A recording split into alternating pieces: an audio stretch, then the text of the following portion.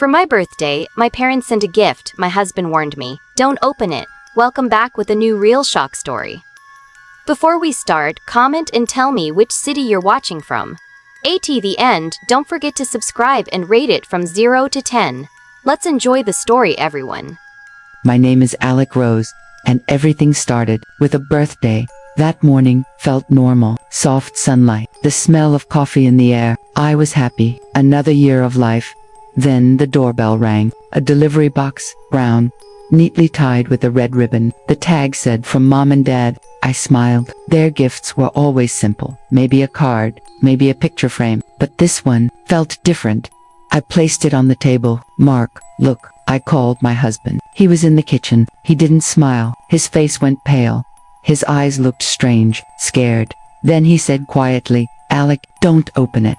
I laughed a little, thought he was joking, but his voice, his eyes, told another story. The whole room felt colder. "Why?" I asked. He didn't answer, just whispered, "Please, don't." The whole day felt off. He barely talked, barely ate. He just kept looking at that box like something inside was watching him back. Evening came. I was alone, in the kitchen. The box still sat there, quiet, but I swear, it felt alive. My phone buzzed. Unknown number. A text appeared. "You haven't opened it yet." My hands froze. Who sent that? How did they know? I looked out the window. The street was empty, just the sound of the wind. It was 11 p.m. Mark had gone out. I was alone, and I made a decision. I'll just peek inside, just once. I picked it up. It moved, just a little. I dropped it instantly. My heart raced. I turned on all the lights. Nothing, just the box. I told myself, it's just your imagination. Then the door opened. Mark was back. His clothes were wet, his face pale white. He came straight to me. "Promise me," he said. "You didn't open it."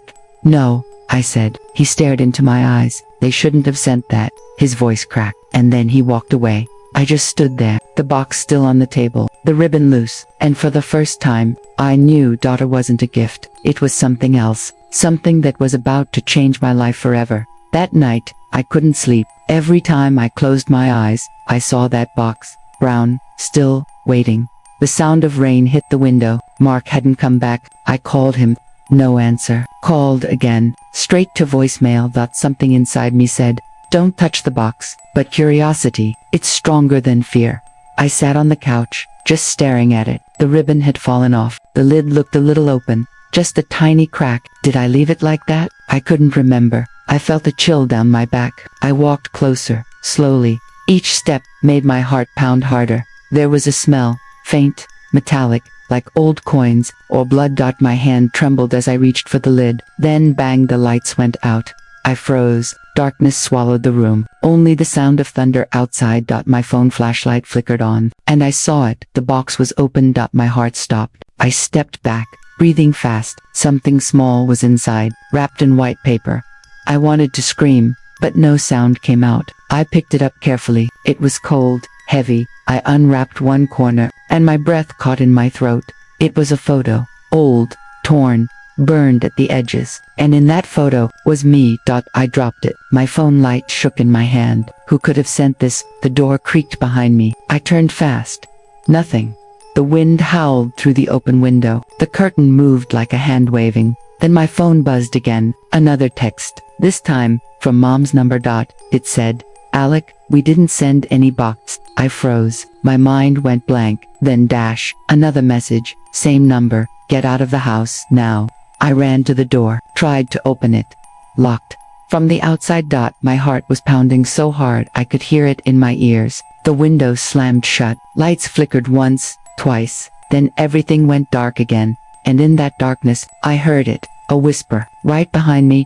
Soft, cold, "Happy birthday, Alic." I couldn't move. The voice was so close, too close. I turned around slowly. The flashlight shook in my hand. No one was there. The room was silent. Only the sound of my breathing, sharp, fast, broken. I wanted to believe it was my imagination, but the whisper, it was real. The box was on the floor now, the photo still lying beside it. I picked it up again, looked closer. It wasn't just me in the picture. There was someone standing behind me, a shadow, tall, dark, blurry. But I recognized the place. It was taken in my parents' old house, the one we moved out of after the fire. That house had burned down. Years ago, we lost everything, including my older brother, Ryan. He was only 16. The night of the fire, he never made it out. At least, that's what I was told. My hands started to shake. I felt something crawling up my spine. That feeling when your body knows something before your mind does. What if this box? What if it was from him? I tried to laugh it off, but the air felt heavy, like the room itself didn't want me there anymore. The lights flickered back on for a second, and I saw something that made my heart stop. On the wall, just behind the table, there were handprints, black, burned into the paint, like smoke had touched it, fresh, still warm. I screamed, ran to the door again, still locked. Then I heard a knock, 3 slow knocks. I backed away. The knocking got louder. Mark, I whispered, no answer. I looked through the peephole, no one, just rain. Then the knocking came again. But this time, from inside.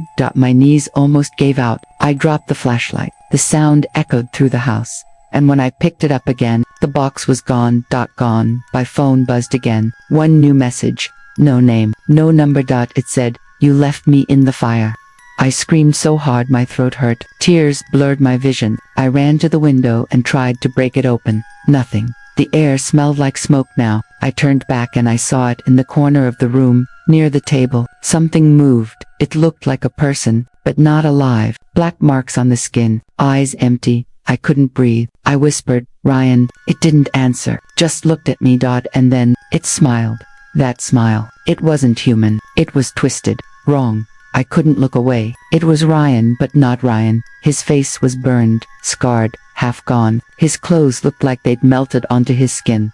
I wanted to scream, but no sound came out. Just a small breath that shook in my chest. He took one step toward me. The floor creaked. Smoke drifted around his feet, like the fire had followed him here. Ryan, I whispered, I tried to save you. The words came out broken, but his eyes cold hollow didn't blink. Didn't care. The air grew thick, my lungs hurt, I could smell burning wood. Flames flickered across the wall, faint, then stronger. It wasn't real, it couldn't be, but the heat on my skin said otherwise. The room around me began to fade. The walls turned black, the pictures on the shelves melted. I was standing back inside that house, the one from years ago. It was the night of the fire. I could hear Mom screaming, Dad calling my name, and Ryan pounding on my door. He'd gone back inside to get me out, but I'd already escaped. He never did.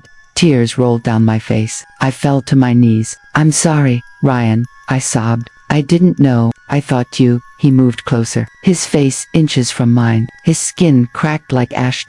Then I heard a sound behind him, a whisper, a woman's voice. Alic. It was my mother's voice. She was standing in the flames, not burning, just watching, her eyes wide. She said, you need to wake up. And suddenly everything went black. I gasped. I was back in my house. On the floor, the box was beside me again. Closed, my hands were burned. Smoke marks on the carpet. The photo, Gone. I grabbed my phone, dialed Mom's number. This time, she answered. Her voice was shaking. Alic, where are you? I'm home, I said. Silence. Then, a long breath. Alic, she whispered, we buried Ryan's ashes in a box. Last month, someone broke into the graveyard. I couldn't breathe. My hands started shaking again. The box. I looked at it. The ribbon had burned black. Ashes were spilling out from the corner. And then I heard it again, that same whisper, right next to my ear. Don't open it again. I froze. That whisper so close, it felt like it touched my skin. I turned, slowly. No one. The box sat there, still, silent, but I could hear something faint, like a heartbeat. I didn't want to believe it, but the sound was real, slow, deep, coming from inside the box. My chest tightened. Tears burned my eyes. Ryan, I whispered, what do you want from me? No answer. Just that slow, beating sound. And then my phone rang. It was Mom again. Her voice was panicked. Alic, listen to me. Don't touch that box. It's not him anymore. Her words made my stomach twist. What do you mean? She was crying. When the house burned down, we found something strange in the ashes. Not everything was Ryan's. Something else was there too. Something that shouldn't have survived.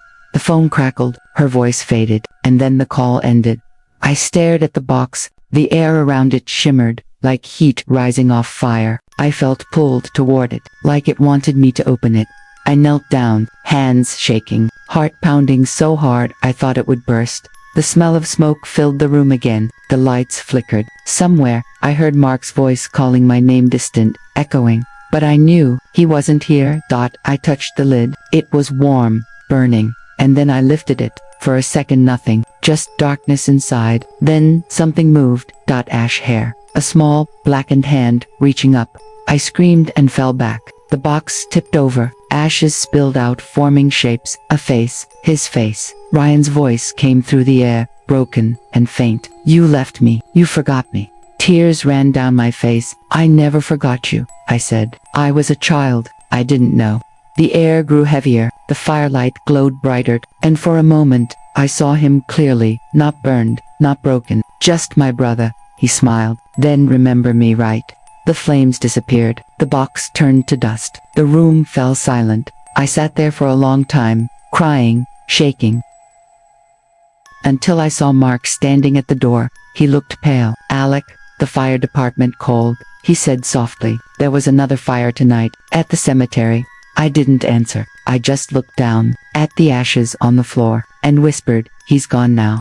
Mark didn't understand. He didn't need to. That night, I buried what was left of the box in the backyard. No ribbon, no name, just peace. But sometimes when it rains, I still hear that whisper in the wind. "Happy birthday, Alic."